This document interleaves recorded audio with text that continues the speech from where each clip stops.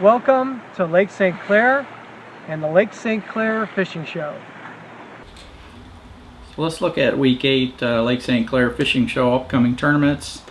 We have another pretty good sized weekend of tournaments coming up. But we have another Walmart BFL Michigan Division that's launching this time on Lake St. Clair, hosted by Central Macomb County Chamber of Commerce.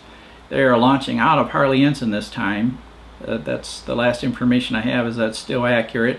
They're fishing Saturday, August 3rd. There's a meeting Friday that you need to make, so we'll put some information up on the screen. And that's a boater co-angler tournament. So there's higher entry boaters fish against boaters, co-anglers fish against co-anglers. And Sunday, it's going to be a weekend of two big tournaments in a row.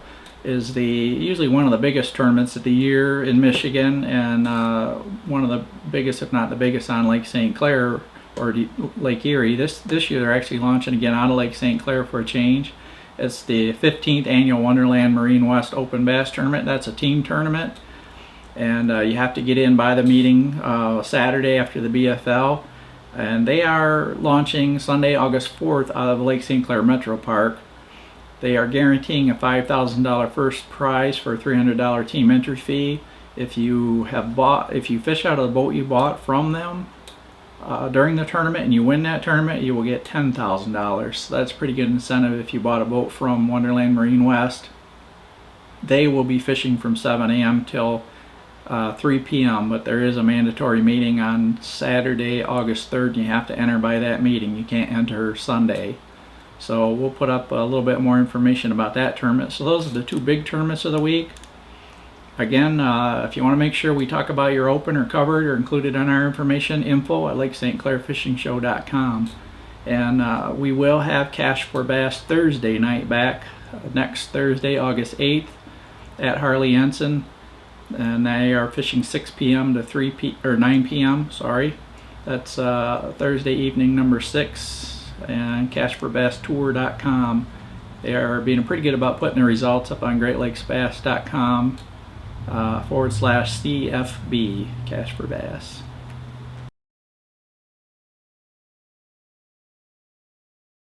Right into last week's tournaments. We had one of the biggest weeks of the year that we're going to have out there, but not the biggest, but definitely one of the biggest, with the Ever Start and college fishing and several open tournaments. So let's wrap up the Ever Start. That was the biggest tournament, 3-day tournament with over 100 boats.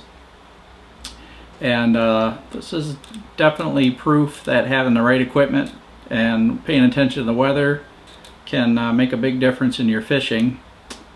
In the end, Michael Sitko of Michigan won the tournament. He was the only one that brought in a big limit on Saturday when they cut it down to the 10 boaters and top 10 co-anglers.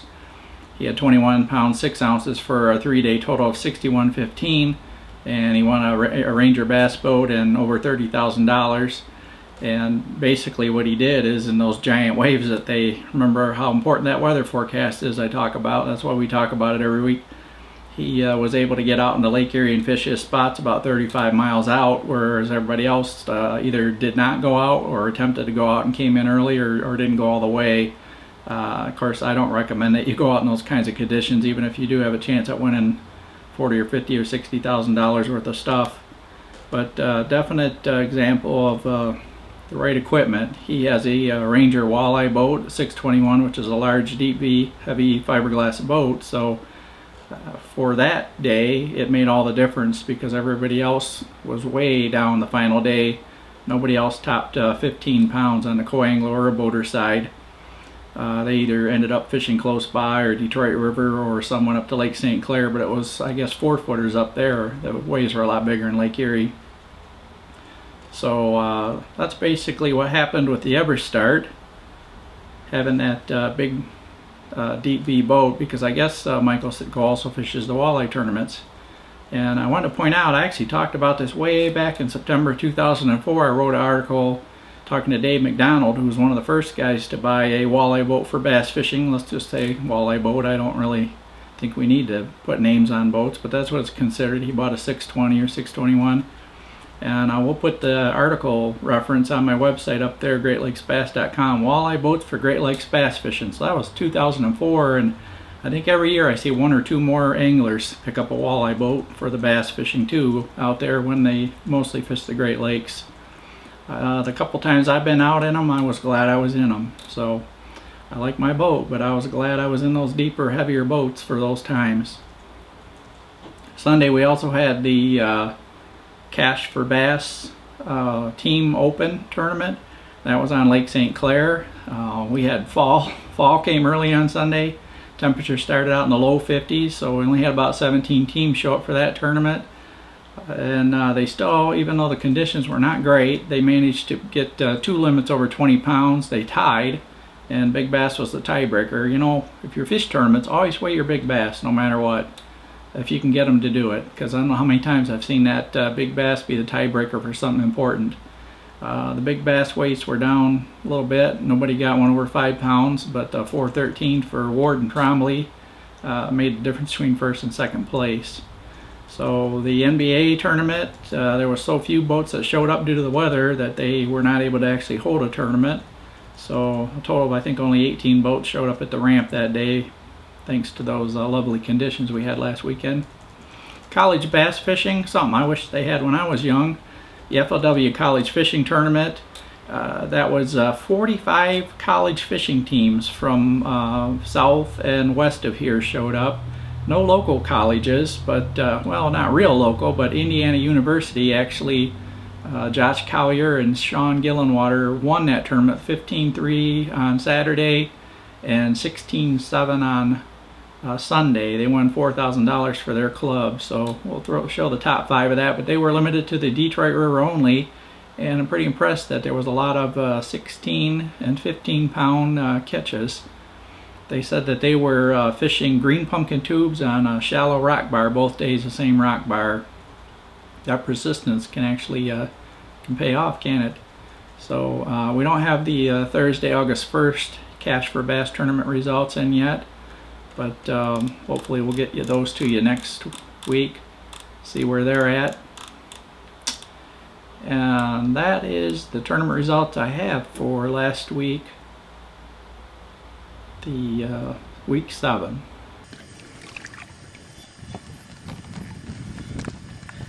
Okay, well, now that the bite is on, we are looking for some bigger fish. And how do we get those big fish? Sometimes it's from making small adjustments.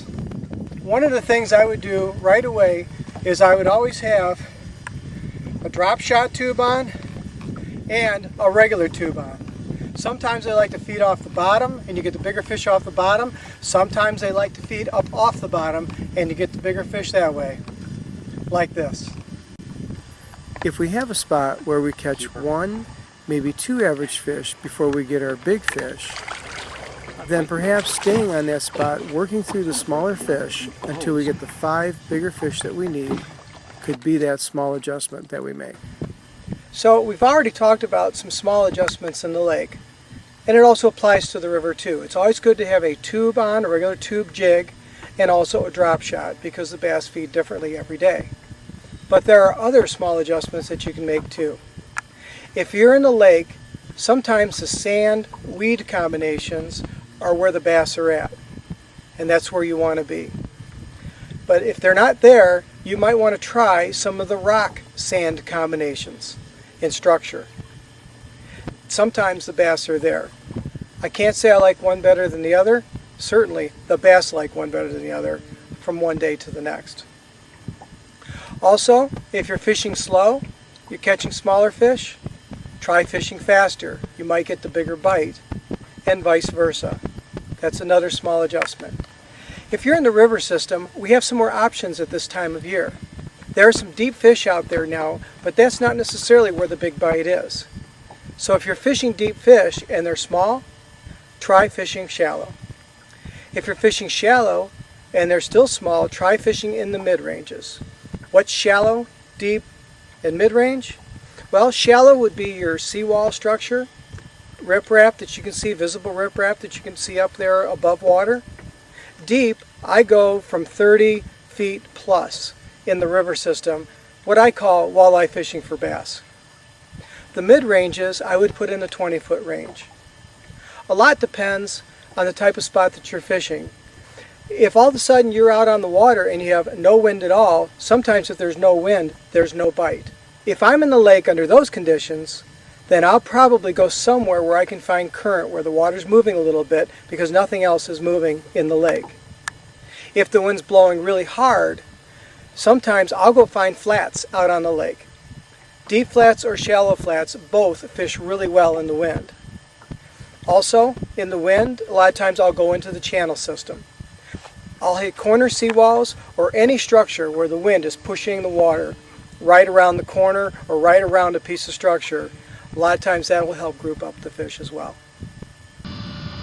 So hopefully, with a few adjustments, you can upgrade too. So I'd like to thank Captain Mike McGrain for another nice day on the water, and have a good weekend. Well, let's talk about fishing reports and fishing information from the last week or so. Thanks to that lovely weekend we had especially last Saturday, that cut into some of the fishing a little bit. People are still getting out. I'm hearing reports of plenty of boats on the lake and seeing a few fishing reports. Been a little slow on the GreatLakesBass.com Lake St. Clair fishing report. That's GreatLakesBass.com/Lake St. Clair fishing report. But we're seeing some reports coming in on other websites too, and of course I'm hearing from some people and definitely looking at the tournament results. And our good friend Marcel over at Marcel's Guide Service, he's still hammering away at them.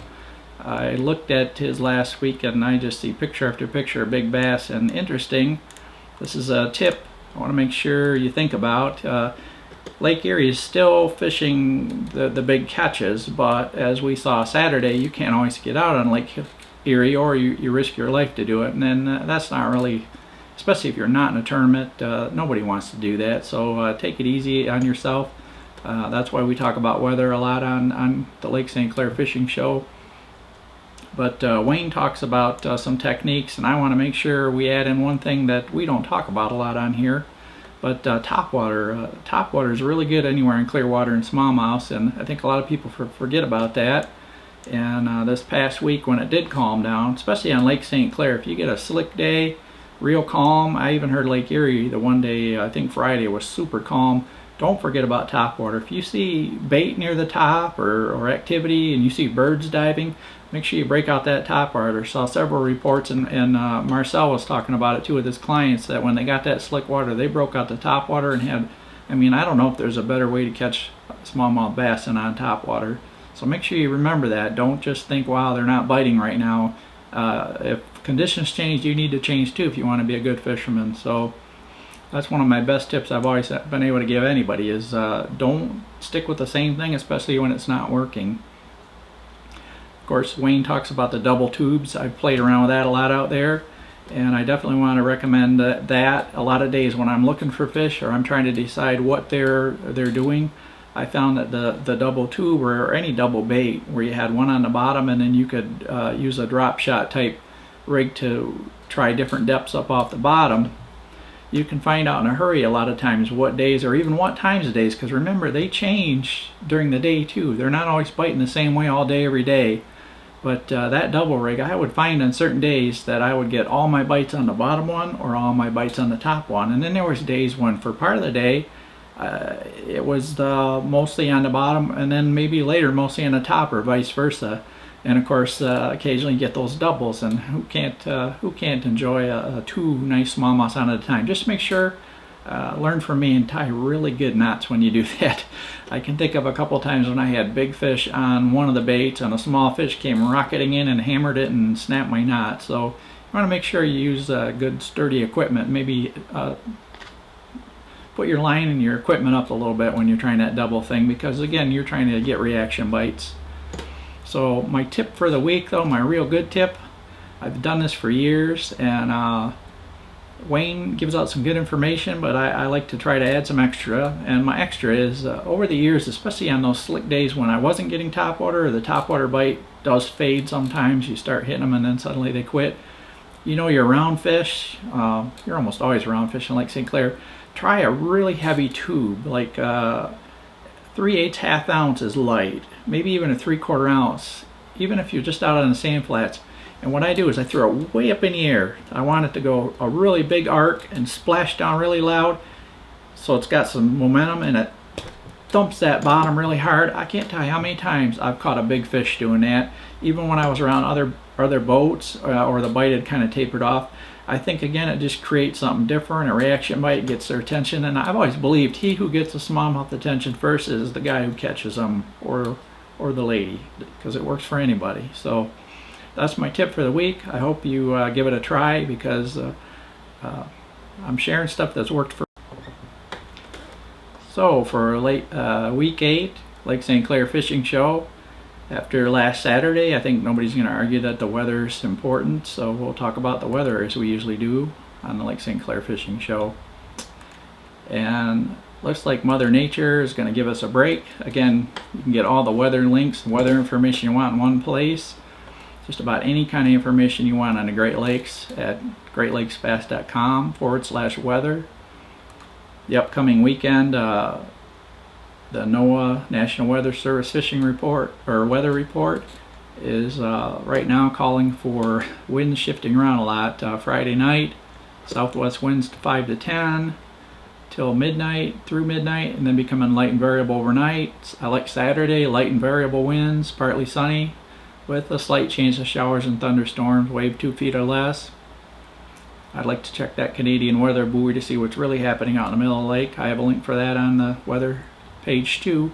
Saturday night, light and variable. Sunday, they're saying we're going to start out with north winds 5 to 10. Could be a little bumpy out on Sunday, but they're saying becoming light and variable. So I'm thinking we might get another one of those days where it ends up slick by say late morning, midday. And I actually love those times. First of all, it's a lot less rough on my equipment, and then I can try some of those tricks I talked about, like the heavy tube thumping the bottom or that top water. I mean, anytime I get slick water out there and I think there might be a top water bite, I check it out. I mean, if you want excitement, a big rattling spook, a super spook, first of all, you can catch bigger smallmouth a lot of times on it. You're going to get spectacular strikes, and I guarantee you you're going to have to be jumpy and watching out for muskie, because every time I've thrown that thing out there, I've either had a muskie attack it or go for it at the boat or knock it up in the air.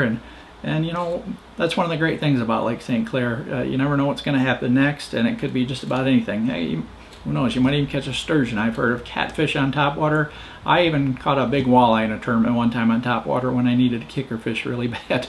So, and I was a little disappointed that day it was a walleye, but still, it was pretty interesting to catch a walleye like that. So I hope this information is helpful to you, and I hope you're careful out there regardless, and you enjoy your time fishing Lake St. Clair. Thanks. Well, that's it for this week. Join us next week on Friday and every other Friday to the end of September, and we'll give you the latest news and bass fishing updates on Lake St. Clair. See you out there.